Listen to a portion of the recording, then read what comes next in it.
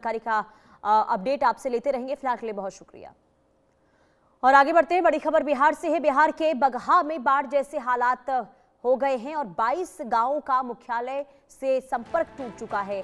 दोन क्षेत्र में उफनी है पहाड़ी नदियां और ग्रामीणों की आवाजाही प्रभावित इससे हुई है। इलाज, पढ़ाई, बाजार पहुंचना काफी मुश्किल हो गया है। ग्रामीणों और प्रशासन से अभी फिलहाल स्थायी व्यवस्था जो है मांगी गई है।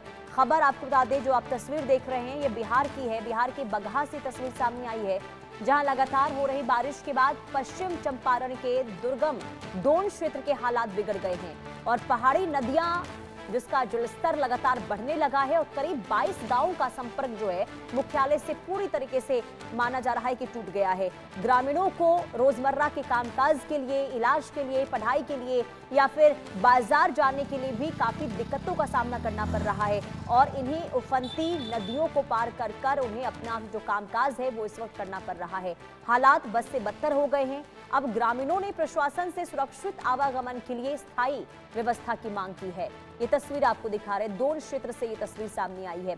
अब जिन लोगों को कामकाज के लिए घरों से बाहर निकलना होता है उन्हें जाना जरूरी है, क्योंकि देखिए अब 2 वक्त की रोटी के लिए जो मजदूर हैं वो अगर कामकाज के लिए नहीं निकलेंगे तो उन्हें भारी परेशानी हो सकती है और ऐसे में जिन्हें ज्यादा जरूरी है वो घर से बाहर कामकाज के लिए निकल जरूर रहे हैं, लेकिन कुछ इस तरीके से उन्हें मुश्किलों का सामना करना पड़ रहा है। 2 पहिया वाहन हो, उन्हें उफनती नदियों के बीच से इसी तरीके से लेकर जाना पड़ता है। अब सोचिए कि अगर कोई हादसा हुआ, कोई छोटी सी अगर चूक होती है, किसी का पैर फिसलता है तो बहुत बड़ा हादसा, दुखद हादसा हो सकता है और यही वजह है कि ग्रामीणों की परेशानी इस वक्त लगातार बनी हुई है। उन्हें चिंता है कि अगर यहाँ पर कोई समाधान नहीं निकाला जाता आवागमन को लेकर तो उन्हें काफी दिक्कतों का सामना करना पड़ेगा, क्योंकि बाढ़ और बारिश को लेकर चिंताएं आगे इसी तरीके से बरकरार रह सकती हैं, क्योंकि मौसम विभाग की माने तो बारिश अभी जो है आने वाले दिनों में बहुत ज्यादा होने वाली है और ऐसे में हालात कुछ इस तरीके से बद से बदतर और भी ज्यादा होते हुए दिखाई देंगे।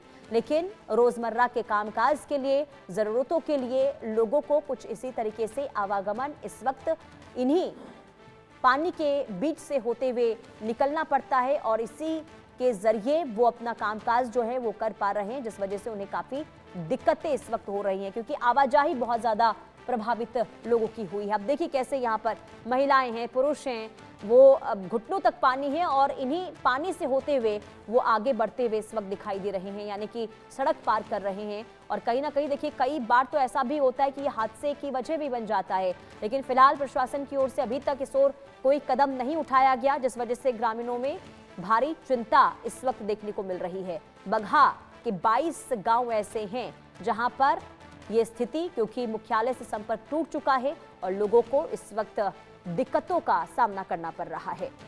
दोनों क्षेत्र में हालात बिगड़ गए हैं बारिश के बाद। ग्रामीणों की आवाजाही प्रभावित हुई है। नदी पार कर जिंदगी चलाने को लोग मजबूर हुए हैं, क्योंकि उनके पास कोई और वैकल्पिक रास्ता नहीं है, कोई वैकल्पिक मार्ग नहीं है जिसके जरिए वो आवाजाही कर पाएंगे और ऐसे में इसी रास्ते से होते हुए रोज लोग गुजरते हैं और रोजमर्रा के जो कामकाज हैं वो करने के लिए मजबूर दिखाई दे रहे हैं। कैसे यहाँ पर देखिए बाइक को पानी के बीचों बीच से निकाला जाता है और इसके बाद आगे वो बढ़ते हुए दिखाई देते हैं। रितेश मिश्रा संवाददाता तमाम जानकारी के साथ जुड़ चुके हैं। रितेश, ये बहुत ज्यादा स्थिति देखिए बिहार की खराब बताई जा रही है, क्योंकि अगर 22 गांवों का संपर्क मुख्यालय से टूट जाता है, लोग नदी के बीच से कामकाज करने को लेकर अगर मजबूर होते हैं, क्या अब तक इस दिशा में प्रशासन की ओर से कोई कदम उठाया गया है आवागमन को लेकर? अब बिल्कुल देखिए, प्रशासन हाई अलर्ट पर पहले से ही था, खास तौर पर जब नेपाल में बारिश होती है, नेपाल में जब मूसलाधार बारिश होती है तो उसका जो खामियाजा है वो बिहार के लोगों को, तकरीबन 16 से 17 जिले जो हैं वो हर साल बुरी तरीके से बाढ़ से प्रभावित होते हैं। तो नेपाल में इस वक्त भारी बारिश हो रही है।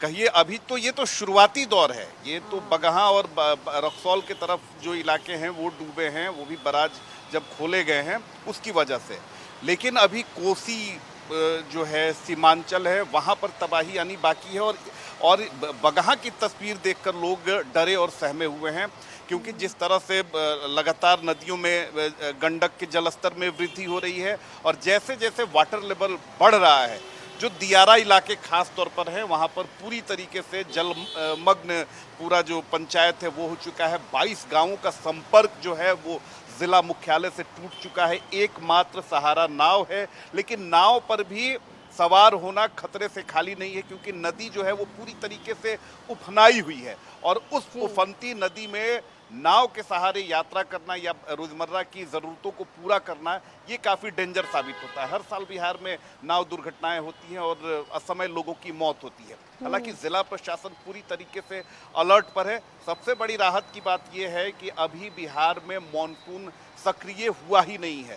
जिस बारिश की उम्मीद लोग कर रहे हैं वो नहीं हुआ है। अगर मानसून सक्रिय हो जाएगा और जिस तरह से नेपाल की स्थिति हो रही है, जिस तरह से बराज खोले जा रहे हैं, जिस तरह से नदियों के जलस्तर में वृद्धि हो रही है, उसने बाढ़ग्रस्त इलाके में रहने वाले लोगों की चिंता और परेशानी बढ़ा दी है। क्योंकि मैंने शायद ही कोई साल ऐसा गया होगा जहां हमने बाढ़ की कवरेज ना की हो।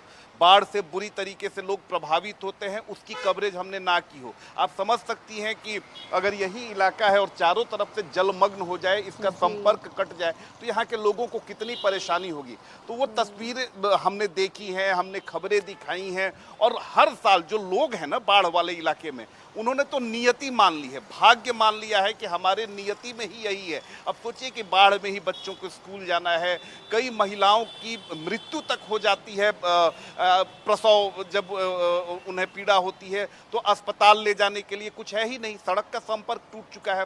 तो ये सारी चीज़ें प्रशासन जान रहा है, प्रशासन अलर्ट पर है और लिहाजा पहले ही कई लोगों को जो है ऊंचे जगहों पर शिफ्ट किया जा चुका है। लेकिन हजारों लाखों लोगों को आप हर जगह शिफ्ट नहीं कर सकते हैं।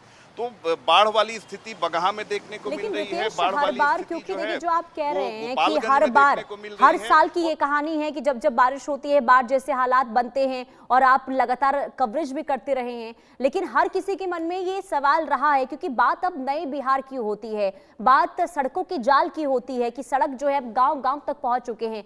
ऐसे में बाढ़ से स्थायी तौर पर निजात पाने को लेकर क्या कोई समाधान नहीं निकाला जाता? बिल्कुल, बहुत ही सटीक और वाजिब सवाल आपने पूछा है। ये सवाल हमने हमेशा नेताओं से भी पूछा है कि बिहार में हर साल बाढ़ आती है और अब तो थोड़ा इंडो और नेपाल में जब यानी भारत और नेपाल में मीटिंग हुई बाढ़ को लेकर, तब थोड़ी सी स्थिति सुधरी और कई सारे चेक पॉइंट्स को बनाया गया, कई सारी पहल की गई सरकार की तरफ से। तब जाकर तब भी आप देखिए कि 16 से 18 जिले हर साल पिछले 5 साल से तबाह होते हैं।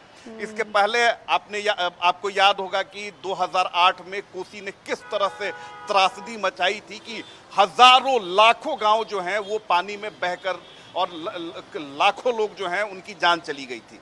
तो इसको लेकर जो ठोस पहल होनी चाहिए वो नहीं दिखती है, क्योंकि देखिए बाढ़ एक ऐसी चीज है जो सरकारी राहत, जो पुनर्वास का जो पैसा होता है उसका बंदर बांट किया जाता है। बाढ़ जो है वो ग्रामीणों के लिए तबाही लाती है, आम लोगों के लिए तो तबाही लाती है, लेकिन आम लोगों के लिए सबसे ज्यादा परेशानी रितेश जो है बाढ़ में देखने को मिलती है। सबसे बड़ा सवाल आज तक यही बना हुआ है कि आखिर बिहार को बाढ़ जैसी बीमारी से निजात कब तक मिल पाएगी। बहुत शुक्रिया रितेश तमाम जानकारी देने के लिए। आगे बढ़ते हैं, बड़ी खबर, राम मंदिर ट्रस्ट में बड़ा प्रशासनिक बदलाव हुआ है। अब रोज होगा